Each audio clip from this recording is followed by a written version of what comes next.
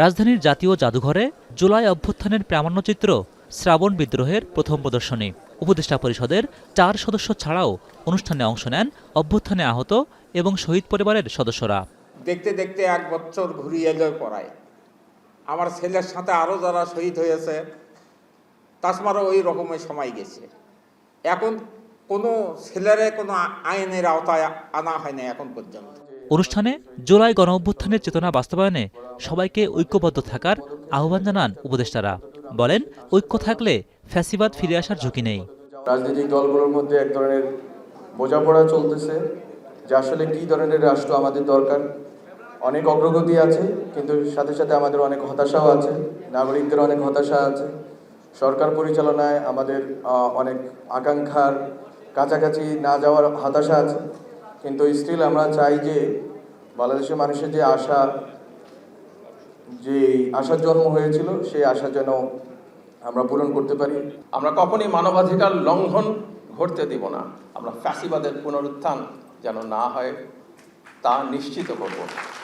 বাংলাদেশ যেন ফ্যাসিবাদের যে কবর দিয়েছে সেই কবরের থেকে যেন কখনো ফ্যাসিবাদ আর মাথা তুলতে না পারে।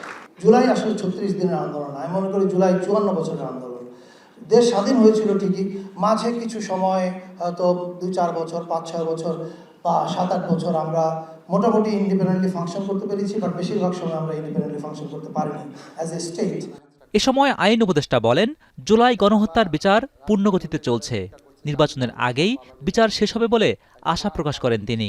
বিচার নিয়ে অনেক প্রশ্ন আছে, কিন্তু আপনাদেরকে আমি নিশ্চিত করি বিচার পূর্ণ গতিতে চলছে, বিচার পূর্ণ মাত্রায় দৃশ্যমান আছে। ফলে আমরা সর্বোচ্চ মানের শ্রেষ্ঠ একটা বিচার করতে চাচ্ছি এবং আপনারা নিশ্চিত থাকেন, আপনাদের হতাশ হওয়ার কোনো কারণ নাই। আজকে আমাদের শহীদ পরিবার যেটা বলেছে, আমি নিশ্চিতভাবে বিশ্বাস করি নির্বাচনের আগে অবশ্যই বিচার হবে। শ্রাবণ বিদ্রোহ প্রামাণ্যচিত্র জুলাই অভ্যুত্থানের আকাঙ্ক্ষা বাস্তবায়নে গুরুত্বপূর্ণ ভূমিকা রাখবে বলে আশা প্রকাশ করেন উপদেষ্টারা। বাংলাদেশের জুলাই কখনো ব্যাহত হবে না, এটাও আমার দৃঢ় বিশ্বাস। হোসেন জাহিদ, এখন, ঢাকা। একনল সোপ, দেশের নম্বর 1 হালাল অ্যান্টিব্যাকটেরিয়াল সোপ। ন্যাচারাল ব্যাকটেরিয়ালাইসিসের সুরক্ষায় ফ্রেশ ও অ্যাক্টিভ সবসময়।